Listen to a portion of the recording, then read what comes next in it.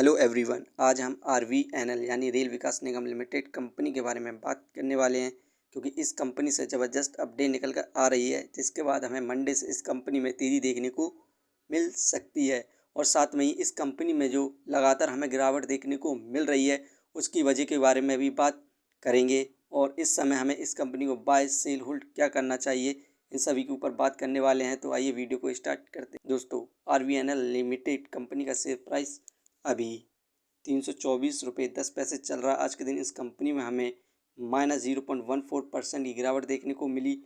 वहीं पर 5 साल में इस कंपनी के द्वारा हमें ज़बरदस्त रिटर्न देखने को मिली, मल्टीबैगर रिटर्न देखने को मिली 1247.61% के।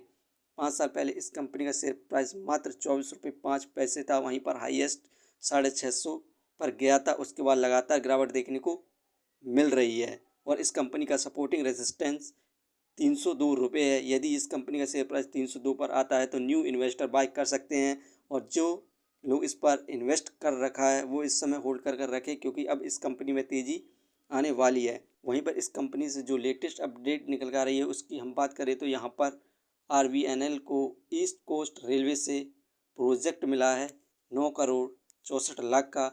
इनमें इन्हें इंस्टॉलेशन, टेस्टिंग एंड कमिश्नरिंग करनी है और इसकी टिल टाइमिंग डेट 120 डेज़ है। इस कंपनी को पूरा इसे 120 दिन के अंदर कर देना होगा। और साथ में ही इससे पहले इस कंपनी को इसी हफ्ते सेकंड प्रोजेक्ट मिला था 180.77 करोड़ का, जो कि लखनऊ में है, नॉर्थन रेलवे से मिला था। इनमें इन्हें testing, supply, erection, testing, commissioning करनी है।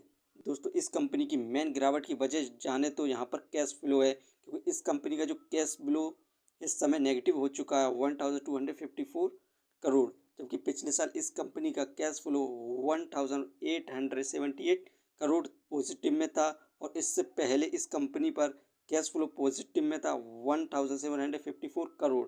यहाँ पर इस कंपनी पर अब इस समय कैश फ्लो कुछ भी नहीं है, नेगेटिव हो चुका है। यही कारण है कि इस कंपनी में हमें लगातार गिरावट देखने को मिल रही है। और इस कंपनी का जो क्वार्टर का रिजल्ट आया था उसमें भी हमें ईयरली बेसिस पर डिक्लाइन देखने को मिला था। नेट प्रॉफिट 230 करोड़ हुआ, जबकि पिछले साल इस कंपनी का नेट प्रॉफिट 287 करोड़ था। यही दो मेन कारण है इस कंपनी में लगातार गिरावट देखने को मिल रही है दोस्तों।